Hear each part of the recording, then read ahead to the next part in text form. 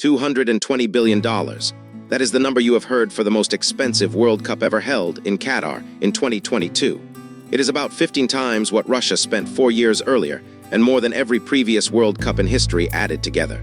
It is a genuinely staggering figure. It is also one of the most misleading numbers in all of sport, because that $220 billion did not buy a football tournament. Most of it bought something else entirely. And once you see what, the whole story changes. Let us start with how big this number really is. Qatar is a small country, with a population smaller than many single cities. In 2022, its entire economy, everything the nation produced in a year, was worth around $236 billion. So the figure everyone quotes for the World Cup was very nearly a full year of the whole country's output. Imagine a nation spending almost everything it earns in a year on a single month of football. Said like that, it sounds like madness.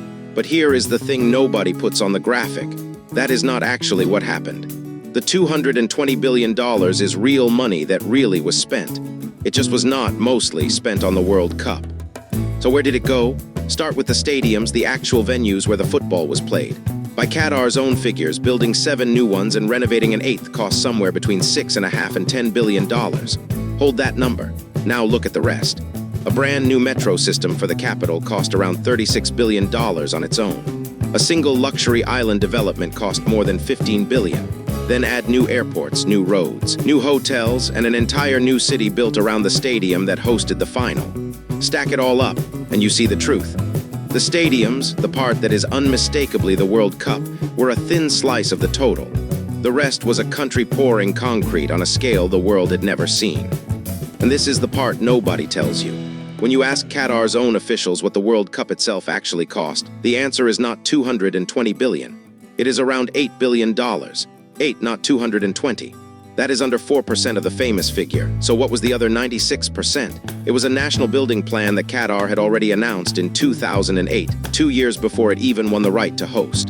The metro, the airport, the roads, the hotels, all of it was part of a long-term project to remake the country, with the World Cup simply bolted on as a deadline.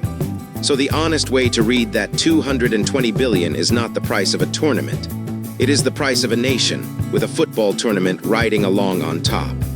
There is another cost here, though, and it cannot be measured in dollars. To build all of this, Qatar relied on hundreds of thousands of migrant workers, and the human toll is real, and it is still disputed. The reported figures vary enormously, and the difference is all in what is being counted. One major investigation found around 6,500 migrant workers from a handful of South Asian countries died in Qatar between 2010 and 2020. Though that figure covers all deaths from all causes across the whole country, not only World Cup sites. Qatar's official count for the stadiums themselves is far lower, 3 work-related deaths and 37 from other causes. And yet the country's own World Cup chief, asked directly, estimated that between 400 and 500 workers died on tournament-linked projects. Human rights groups believe the real number, properly counted, is higher still, with many deaths never fully investigated. After the tournament, FIFA set up a $50 million legacy fund, but it set aside nothing to compensate the workers or their families, even after its own commissioned report said it had a responsibility to help. We may never have one agreed figure, but no honest accounting of this World Cup can leave the question out. So let us put the real number on the table. The World Cup itself, the stadiums and the staging, cost Qatar somewhere around $8 billion. The figure you were sold, the one in every headline, was $220 billion. The gap between those two numbers, more than $200 billion, is not the cost of football. It is the cost of building a country, and someone decided it made a better headline to call it the price of a game. The most expensive World Cup in history, mostly, was not a World Cup at all. So who actually came out ahead? FIFA, as ever, did just fine. From the Qatar tournament, it booked a record of more than $7.5 billion in revenue, and it kept it. Qatar's own direct earnings from the event were a small fraction of that, somewhere between $1.5 and $6 billion, depending on who is counting. And the stadiums Qatar built, many are now having their seats torn out, with around 170,000 of them given away to other countries. The one stadium designed to be taken apart and shipped abroad, built from 974 shipping containers, was quietly closed at the end of 2025, and as of 2026 is still just sitting there. Qatar's real prize was never going to show up on a balance sheet. It was the attention of the entire planet for a month, and a country left modern and finished when the cameras left. So was it worth $220 billion? For Qatar, the honest answer might be yes, but not for the reason the number suggests.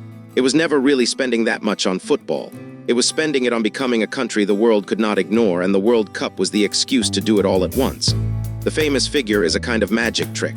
Most of that money would have been spent anyway. The tournament itself cost a fraction of it, around $8 billion, plus a human price that Qatar has still not fully settled. A World Cup is over in a month. What Qatar actually bought was a nation that will still be standing in 50 years, and a question about who paid for it that has not gone away. We take apart a famous number like this every week. Subscribe, and every source for this one is waiting in the description.